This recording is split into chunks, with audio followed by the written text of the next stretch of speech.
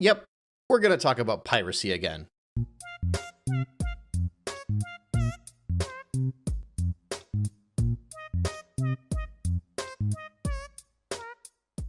This comes off the back of news that Nintendo has updated its account agreement with severe warning against unauthorized use.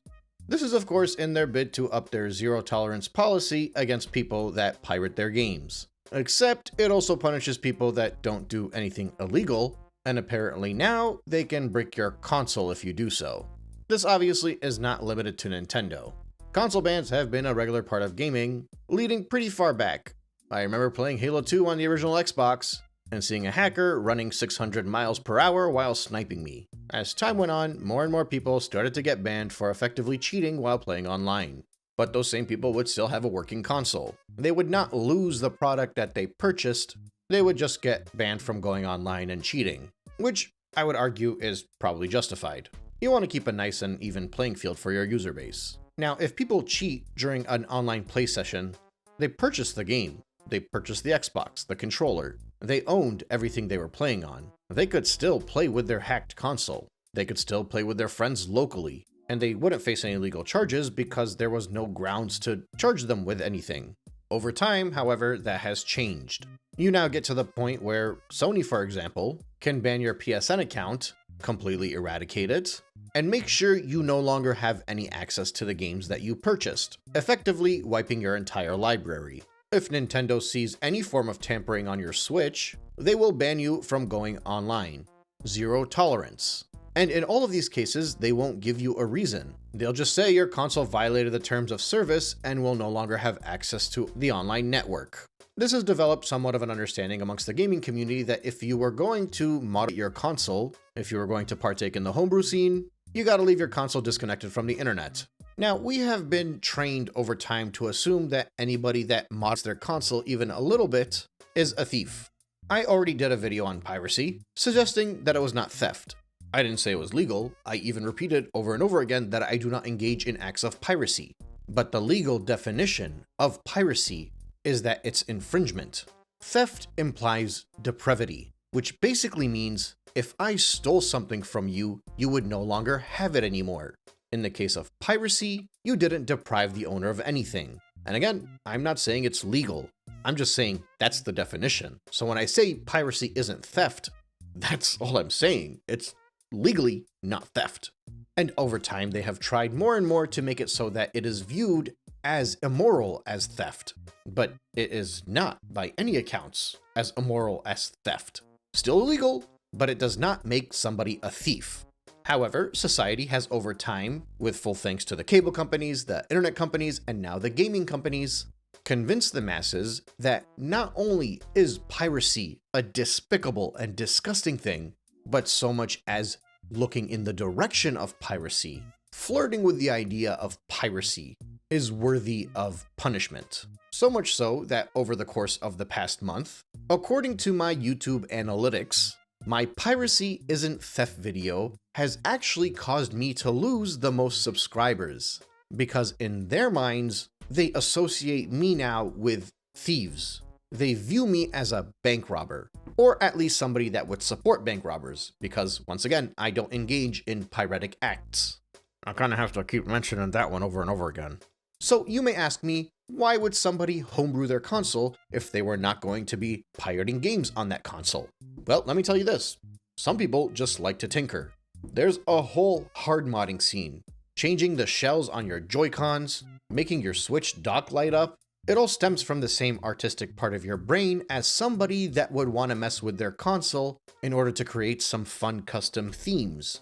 Or in the case of the Switch, add folders so that you can actually sort through your games properly. There are endless amount of customization options for all of the big consoles out there because people like to tinker. And when they're spending this much money on a console that they have a right to own, they have a right to tinker. And likewise, you could argue to me that Sony, Nintendo, and Microsoft have a right to ban that person who wants to tinker, but we're not talking about what the right is. We're talking about what's right. Now, obviously, we can get a little bit deeper on this one, because I know what people are thinking. They're saying I'm being intentionally dumb about this. Obviously, people that homebrew their consoles are not just doing it for the extra themes. Well, again, sticking with Nintendo because that's what I'm comfortable with, but these same ideas apply all across the board. I have a friend that overclocked his Nintendo Switch. He did that because he wanted his physical copy of Tears of the Kingdom to run better. Now, in my mind, I was like, why would you even do this? Like, Tears of the Kingdom runs fine. But then I saw him play it with the Switch overclocked, and I kind of started to understand it a bit. It was way smoother. I'm not really savvy enough to notice these little intricate technical details. I think I've kept myself in the retro world enough where I don't really notice that big of a difference. But when we put Tears of the Kingdom side by side on my regular Switch with his modified Switch, that game ran so much better. It was a better experience because he overclocked the Switch. Now, he was not banned. I don't know how he remained unbanned for so long. I guess he just wasn't going online, obviously. I'm sure these people have ways around this stuff.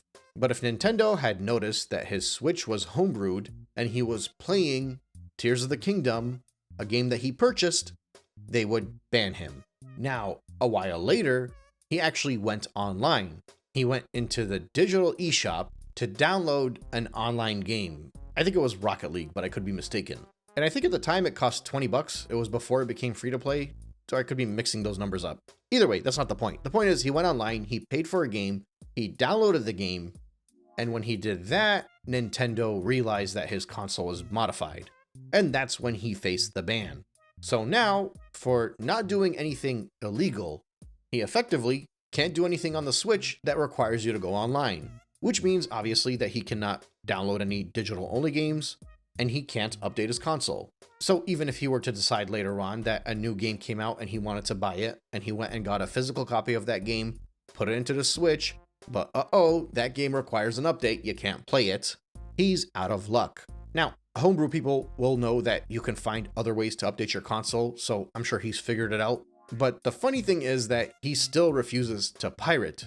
He still won't download anything illegally, because he doesn't modify his console in order to play games illegally. He modifies his consoles because it's his passion, just like gaming is his passion. This is just a simple example.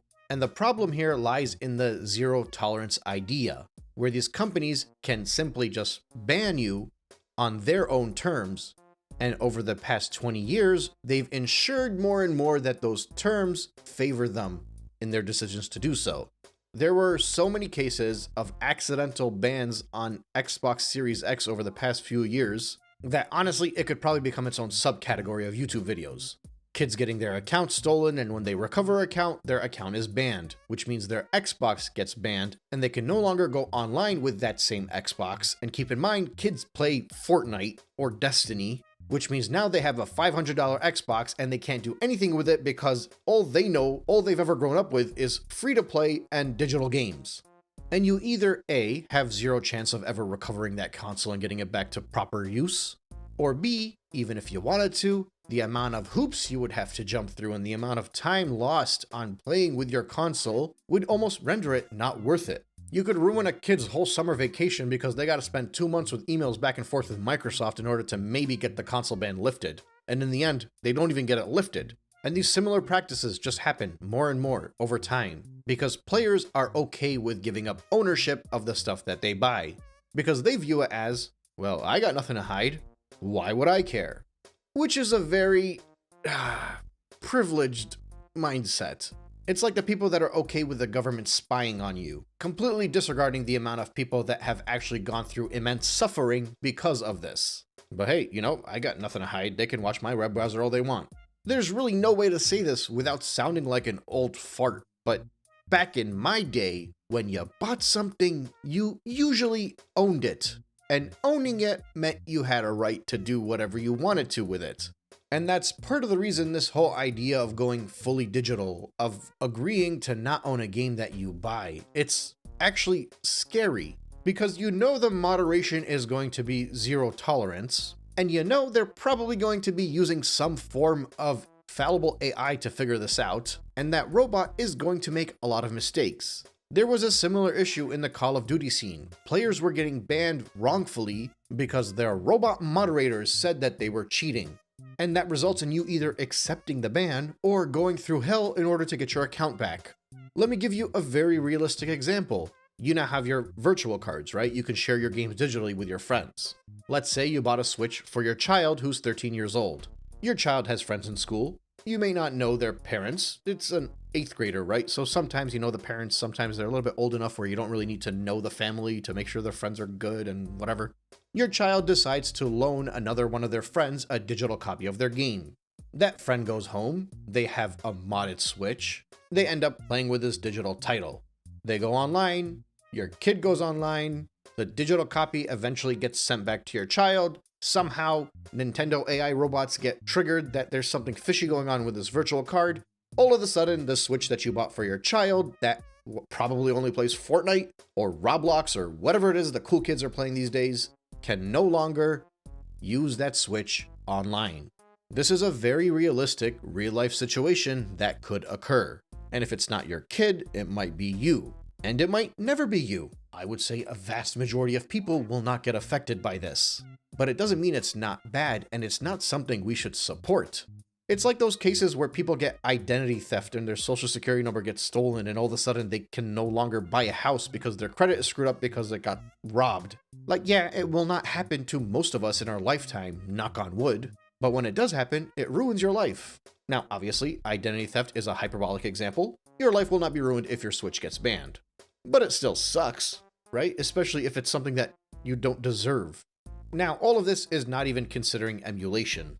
And the reason I'm not bringing up emulation is because it always has the same back and forth discussion. One person will say, I bought these games, I ripped the ROMs, I put them on a different emulator on a better console so that I can play them on the go. And the other person will say, you are a liar, you downloaded all those ROMs illegally. But basically, if you do own the ROM legally, you should be able to play it on whatever device you want to. Just because Nintendo doesn't like that does not mean it's illegal. Not yet, at least. Oh, they're getting close. But I think the emulation discussion has already happened plenty of times. I kind of wanted to give some examples of people getting banned when they're not doing anything remotely related to ROMs or emulation or downloading games or torrents. That discussion has been done to death, and I think if you're already convinced or unconvinced, I'm not going to change your mind anyway. Now, this all comes off the back of Nintendo's recent update.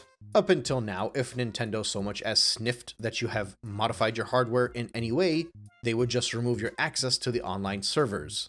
Their current updated agreement for the United Kingdom accounts states, any unauthorized use of a digital product may result in the digital product becoming unusable. And in Nintendo's case, they would say that if you're playing with a digital copy of a game on a modified console, that's unauthorized use. So they can make that game unusable. To what extent? I don't know. They might be able to send something in there so that you can no longer power on that digital title, even if you're not connected to the internet. Now, in the United Kingdom, there's a little bit more protection towards the customer than in the United States. Not by much, but more.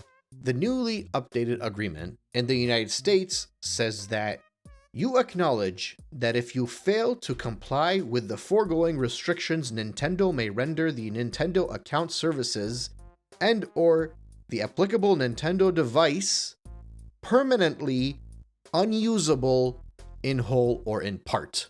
They're gonna start bricking your console. So they're just really getting themselves set here for the Nintendo Switch 2. Before, they used to just not let you access their online servers. Now, if you pirate, or if you don't pirate but you do something that smells like piracy to Nintendo, they're going to brick your Switch 2. Now, I think this is kind of funny because I can only imagine the homebrew scene will probably have a workaround on this within 5 minutes of how to unbrick your Nintendo bricked Switch 2, and there will be instructions on YouTube for it and everything. But regardless, Nintendo is now setting a standard and is evolving the idea of what can be done to punish somebody that homebrews their console. Again, we haven't even stepped into piracy. Piracy is illegal. That's a different discussion altogether. The law is involved with that. But they're saying that if you buy one of our consoles, you cannot do anything to it anymore. Before the days of online gaming and updates and DLC and digital-only features, you would just be like, okay, Nintendo, whatever. And you would take your console home and you'd be good to go.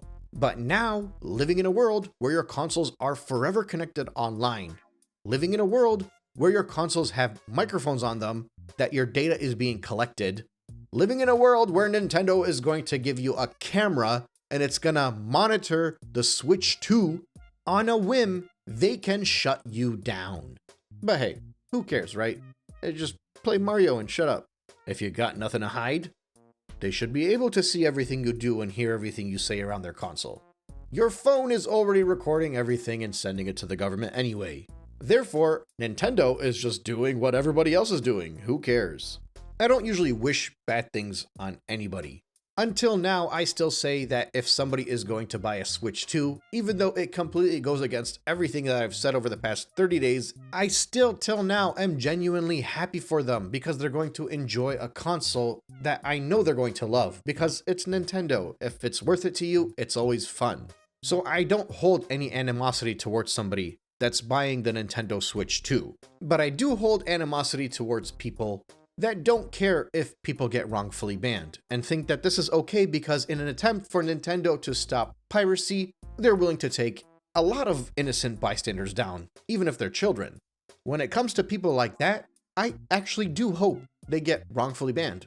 That is an evil I will wish upon you, because until you feel like you were undone, you will never understand why it's a bad thing to have a zero tolerance policy that could potentially punish people that are not engaging in piracy at the same level of those same people that are engaging in piracy. Either way, with the way the current outlook is going, within a month, Nintendo will probably be charging us $1,500 for the Switch 2 and claim it's because of tariffs, and nobody will buy it anyway. So it all might not matter in the end anyway. Just remember to put your Switch 1 on airplane mode and maybe stop updating it now, because this is usually when companies start to screw around with the original hardware to get you to move forward. That's a real thing. Google it. In any case, thanks again for listening. I'll catch you guys on the next one.